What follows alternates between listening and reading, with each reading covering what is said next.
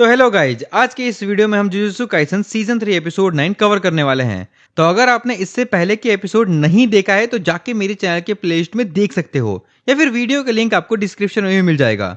Start करने से पहले आप लोग फटाफट से वीडियो को लाइक और चैनल को सब्सक्राइब कर लो, क्योंकि आज का एपिसोड काफी मजेदार होने वाला है, जिसमें हमें यूजी वर्सेस हिगुरुमा का पूरा फाइट देखने को मिलता है। तो चलो फिर बिना किसी देरी के स्टार्ट किया जाए। लास्ट एपिसोड में हमने देखा था कि यूजी हिगुरुमा से मिलने गया था और वो हिगुरुमा से नेगोशिएट करके न्यू रूल ऐड करवाने की कोशिश करता है, बट हिगुरुमा साफ मना कर देता है और सीधा अपना डोमेन खोल देता है, जिसका नाम डेडली सेंटेंसिंग होता है। अब इसके बाद हम देखते हैं कि जैसे ही हिगुरुमा अपना डोमेन खोलता है, यूजी उस पर अटैक करने चला जाता है, लेकिन इससे पहले कि वो हिगुरुमा को टच भी कर पाता है, यूजी पूरी तरह से फ्रीज हो जाता है। तभी हिगुरुमा बोलता है, इस डोमेन के अंदर किसी भी तरह की वायलेंस अलाउड नहीं है और ये रूल्स दोनों पार्टी पर अप्लाई होते हैं। यानी जब तक ये डोमेन ओपन रहेगा, ना यूजी अटैक कर सकता है और ना ही हिगुरुमा। तभी यूजी अचानक से एक कटघरे में टेलीपोर्ट हो जाता है। बेसिकली हिगुरुमा के डोमेन के अंदर एक कोर्ट रूम खुल जाता है, जहां सामने वाले को एक कटघरे में खड़ा कर दिया जाता है और उसके पास्ट का कोई एक क्राइम ढूंढकर निकाला जाता है, चाहे वो छोटा क्राइम हो या बड़ा। हिगुरुमा इस कोर्ट रूम का लॉयर होता है, जो सामने वाले को गिल्टी प्रूफ करने की कोशिश करता है, और हिगुरुमा के पीछे एक शिकिगामी होता है, जो बेसिकली इस कोर्ट रूम का जज होता है। मतलब जो भी आखिरी फैसला होगा वही सुनाएगा। असल में हिगुरुमा का डोमेन नॉन लीथल टाइप है। बेसिकली डोमेन दो टाइप के होते हैं। पहला होता है लीथल डोमेन और दूसरा होता है non lethal domain. Lethal attacks वो होते हैं जिसके अंदर तुम्हारे अटैक्स 100% सामने वाले को लगते ही लगते हैं, जैसे गोजू और सुकुना का डोमेन। और नॉन लीथल वो होता है जिसमें तुम्हें कुछ रूल फॉलो करने पड़ते हैं, जैसे हिगुरुमा के डोमेन में यूजी पर कार्रवाई चलेगी, और अगर यूजी किसी भी क्राइम में गिल्टी प्रूव हो गया तो उसके ऊपर एक्शन लिया जाएगा। अब एक्शन क्या लिया जाएगा ये हमें आगे पता चलेगा। फिलहाल जजमेंट यूजी पर इल्जाम लगाता है कि 16 जुलाई 2017 को यूजी एक माजी वेगस शॉप में गया था, जो कि एक गैम्बलिंग शॉप है, और उस वक्त यूजी की एज 17 से कम थी। तो जापानीज लॉ के अकॉर्डिंग ये एक क्राइम है। यूजी को पहले तो ये बात याद नहीं आती, लेकिन अचानक से उसे याद आता है कि हाँ वो वहां गया था, लेकिन वो एक्सेप्ट नहीं करता और भूलने की एक्टिंग करने लगता है। मैं गया था क्या, मुझे याद क्यों नहीं आ रहा है। तभी हिगुरुमा बोलता है, मेरे पीछे जो ये जजमेंट है, इसे तुम्हारे बारे में सब कुछ पता है। सब कुछ मतलब सब कुछ, तुम्हारा पास्ट, प्रेजेंट, तुमने जो भी कांड किए हैं सब। लेकिन तुम चिंता मत करो, ये इन्फॉर्मेशन सिर्फ उसके ही पास है, मैं तुम्हारे बारे में कुछ भी नहीं जानता। लेकिन हिगुरुमा को यूजी के अगेंस्ट एक एविडेंस जरूर प्रोवाइड किया जाता है। यानी अगर यूजी हिगुरुमा को डिफीट करना चाहता है तो उसे अपने ऊपर लगे इस केस को क्लियर करवाना पड़ेगा और जजमेंट के सामने खुद को इनोसेंट प्रूफ करना पड़ेगा। इसके बाद हिगुरुमा बोलता है, तुम्हें एक चांस मिलेगा अपना स्टेटमेंट देने का, उसके बाद मुझे भी एक चांस मिलेगा। इस एविडेंस के बेसिस पर या तो तुम्हारे स्टेटमेंट को डिफेंड करना या फिर उसे गलत प्रूफ करने का, और उसके बाद जजमेंट अपना डिसीजन लेगा। यूजी पूछता है, अगर मैं गिल्टी प्रूफ हो गया तो मेरे साथ क्या होगा। हिगुरुमा इसका जवाब देने से मना कर देता है, लेकिन वो बताता है कि तुम्हारे पास 3 ऑप्शन है जवाब देने के। पहला ऑप्शन, तुम चुप रहो, कुछ भी मत बोलो। दूसरा ऑप्शन, तुम कन्फेस कर लो कि तुम वहां गए थे। और तीसरा ऑप्शन, तुम डिनाई भी कर सकते हो कि वहां नहीं गए थे। ये सुनने के बाद यूजी बोलता है, क्या मैं कोर्ट में झूठ भी बोल सकता हूँ। जिस पर हिगुरुमा बोलता है, अगर सभी लोग सच बोलते तो ये ट्रायल्स की कभी जरूरत ही नहीं पड़ती। वैसे तुम्हें जो बोलना है बोलो, लेकिन जजमेंट को सब पता है, वो हमेशा सही डिसीजन ही लेगा। अब यहाँ यूजी के माइंड में 3 पॉसिबिलिटीज आती हैं। पहली, अगर वो चुप रहा और हिगुरुमा के पास जो एविडेंस है उसमें ऐसा प्रूफ ना हो कि वो शॉप के अंदर एंटर किया हो, तो वो बच सकता है। दूसरा, अगर एविडेंस में सिर्फ ये प्रूफ हो कि वो शॉप के अंदर गया था, लेकिन उसने वहां क्या किया इसका प्रूफ ना हो, तो वो झूठ बोलकर बच सकता है कि वो सिर्फ बाथरूम यूज करने गया था। और तीसरा ऑप्शन ये होता है कि वो चुपचाप कन्फेस कर ले, लेकिन इसमें उसे कोई आइडिया नहीं था कि गिल्टी पाए जाने पर उसे क्या पनिशमेंट मिलेगा, जो कि रिस्की मूव हो सकता था।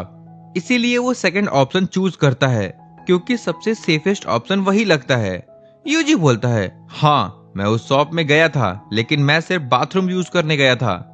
इस पर हिगुरुमा डायरेक्ट एविडेंस निकालता है।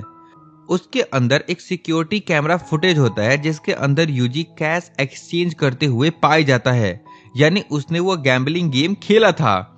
ये देखने के बाद यूजी भी लाइक, ये तो मेरे साथ स्कैम हो गया।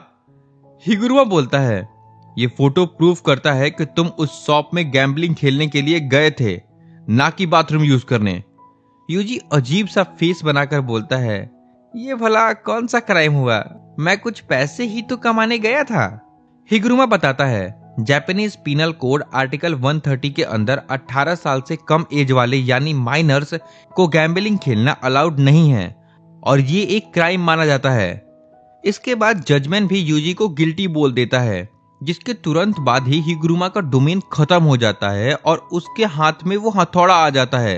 हिगुरुमा अपने हथौड़े में कर्स एनर्जी का यूज करके उसका साइज बढ़ा लेता है और यूजी पे एक जोर का वार करता है, जिसकी वजह से यूजी दूर जा गिरता है, लेकिन यूजी फिर से दोबारा उठ खड़ा होता है। ये देखने के बाद हिगुरुमा भी यूजी की तारीफ करता है, तुम तो काफी टफ हो। यहाँ पर हमें यह भी पता चलता है कि यूजी की कर्स टेक्निक कुछ देर के लिए सील कर दी गई है, क्योंकि यूजी को कोर्ट रूम में गिल्टी पाया गया था। अब इसके बाद उन लोगों का फाइट फिर से कंटिन्यू होने लगता है। हिगुरुमा लगातार यूजी को पीटते जा रहा था। यूजी बिना कर्स एनर्जी के कुछ भी कर नहीं पा रहा था, वो बस किसी तरह से बचने की कोशिश कर रहा था। यहाँ हमें पता चलता है कि हिगुरुमा का कर्स टेक्निक अवेकन हुए सिर्फ 12 दिन हुए हैं और इन 12 दिनों में वो एक ग्रेड 1 सॉर्सरर बन चुका है। सिर्फ इतना ही नहीं, बल्कि इन 12 दिनों में वो डोमेन एक्सपेंशन और कुछ बैरियर टेक्निक भी सीख चुका है, वो भी विदाउट एनी प्रैक्टिस, जो क्लियरली शो करता है कि हिगुरुमा किसी प्रोडिजी से कम नहीं है। और दूसरी साइड है हमारा यूजी, जिसकी करेंटली कर्स एनर्जी भी सील हो रखी है, लेकिन फिर भी वो हिगुरुमा को टक्कर दे रहा था। हिगुरुमा लगातार उस पर अटैक किए जा रहा था, लेकिन यूजी किसी तरह से सारे अटैक्स डॉज किए जा रहा था। ये देख करके हिगुरुमा भी हैरान हो जाता है, क्योंकि उसने अब तक जितने भी सॉर्सरर से फाइट किया था वो सब अपनी कर्स टेक्निक पर ज्यादा रिलाई करते थे, और एक बार अगर उनकी कर्स एनर्जी सील हो जाए तो वो उसके बिना कुछ भी नहीं कर पाते। इसी वजह से हिगुरुमा अब तक अपनी सारी फाइट्स काफी इजीली जीतते आया है, लेकिन यूजी ही एक ऐसा सॉर्सरर है जो बिना कर्स एनर्जी के भी इतनी देर तक टिक पाया। हिगुरुमा समझ जाता है कि यूजी की ड्यूरेबिलिटी काफी ज्यादा है और अगर वो केयरफुल नहीं रहा तो वो इस फाइट को हार भी सकता है। इसलिए वो डिसाइड करता है कि वो इस बार अपनी फुल स्ट्रेंथ के साथ अटैक करेगा, और उसे एक ओपनिंग मिल भी जाती है।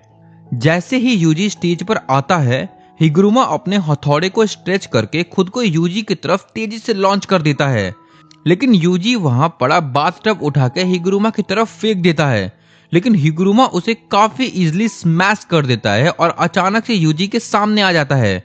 फिर वो अपने हथौड़े का साइज बड़ा कर लेता है और सीधा यूजी को उससे कुचलने की कोशिश करता है, लेकिन यूजी उस हथौड़े का वेट अपने दोनों हाथों पर ले लेता है और उसे पुश करने की कोशिश करता है, लेकिन हिगुरुमा और ज्यादा फोर्स लगा देता है, जिसकी वजह से यूजी धीरे धीरे उसके नीचे दबा चला जा रहा होता है।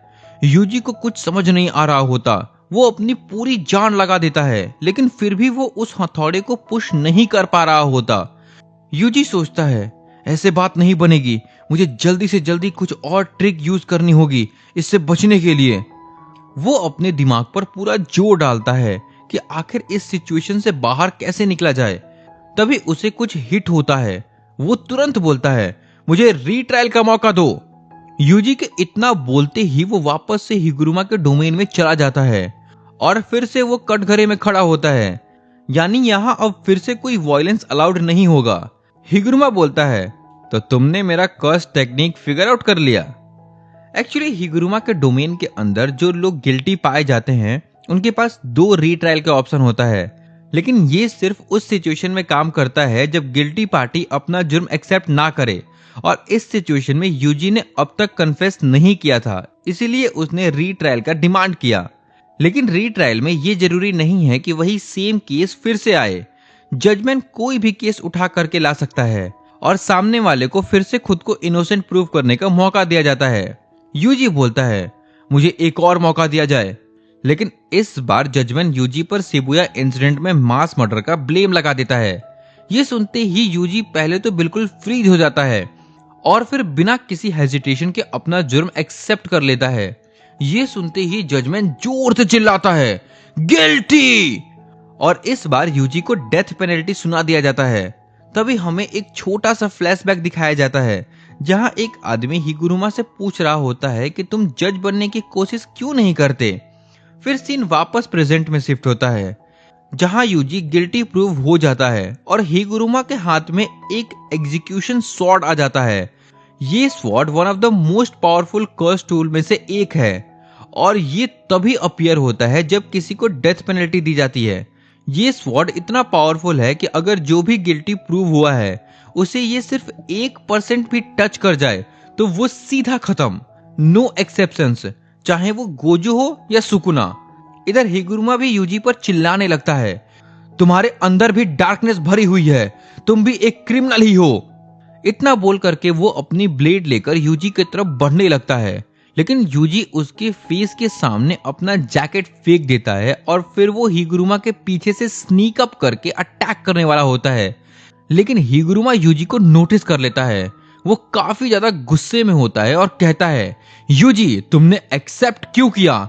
आखिर तुमने सुकुना का क्राइम एक्सेप्ट क्यों किया? अब तुम सोच रहे होगे कि हिगुरुमा को कैसे पता कि सुकुना ने किया था। तो बेसिकली जो जजमेंट एविडेंस प्रूव करता है उसमें हिगुरुमा ने पढ़ लिया था।